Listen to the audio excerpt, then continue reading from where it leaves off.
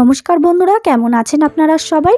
মায়ের রান্না and blog চ্যানেলের নতুন একটি ব্লগে আপনাদের সবাইকে জানাই অনেক স্বাগত। আমার আজকের রেসিপি গন্ধরাজ লেবু দিয়ে মুসুরির ডাল।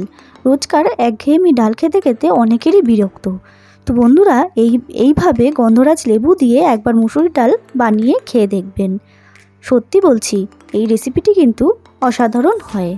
তো দেখে নেওয়া যাক রেসিপিটি। প্রথমেই আমি এখানে 1.5 হাতা মতো মুসুরির ডাল নিয়ে নিয়েছি।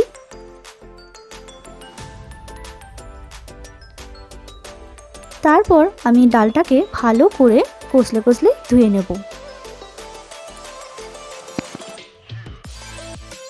এরপর আমি একটা সসপ্যানের মধ্যে জল বসিয়ে দিয়েছি। তারপর ধুয়ে রাখা ডালটা আমি দিয়ে দিচ্ছি।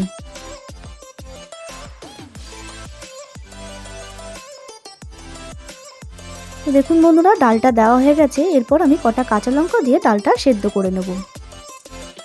তো দেখুন বন্ধুরা, ডালটা কিন্তু আমার সেদ্ধ হয়ে এসছে। এরপর আমি একটা কাঁটার সাহায্যে ডালটাকে একটু মসৃণ করে নিচ্ছি। তো দেখুন বন্ধুরা, ডালটা কিন্তু আমার মসৃণ করা হয়ে গেছে। এরপর আমি দিয়ে দিচ্ছি পরিমাণ মতো নুন এবং দিয়ে দেব সামান্য পরিমাণ হলুদ।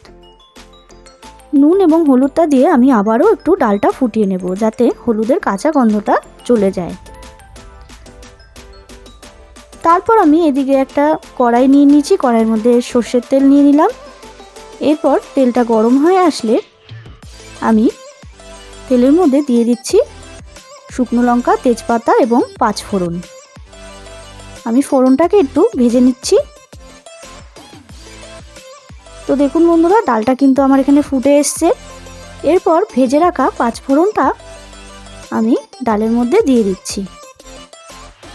এরপর আবারও আমি ডালটাকে একটুখানি ফুটিয়ে নেব।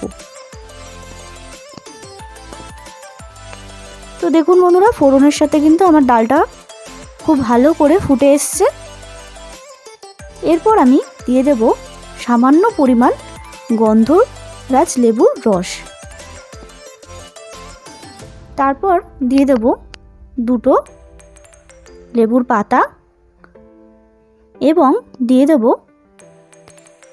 গোল গোল করে কেটে রাখা গন্ধরাজ লেবু। এরপর আমি 5 মিনিটের জন্য ঢাকা চাপা দিয়ে দেব, গ্যাস অফ করে। ফিরে আসছি। তো বন্ধুরা, এবার ঢাকনা তুলে দেখবেন কত সুন্দর গন্ধরাজ লেবুর ঘ্রাণ কিন্তু বেরিয়ে গেছে। তো আমার কিন্তু রেডি গন্ধরাজ লেবু দিয়ে মুসুরির ডাল। এরপর গরম গরম ভাতের সাথে সার্ভ করে দিন গন্ধরাজ লেবু দিয়ে মুসুরির ডাল। তো বন্ধুরা, ভিডিওটি কেমন লাগলো অবশ্যই কমেন্ট করে কিন্তু জানাবেন এবং ভালো লাগলে অবশ্যই একটা লাইক করবেন এবং চ্যানেলটাকে সাবস্ক্রাইব করতে কিন্তু ভুলবেন না। দেখা হবে নতুন একটি রেসিপির সাথে। ততক্ষণের জন্য ভালো থাকবেন, সুস্থ থাকবেন।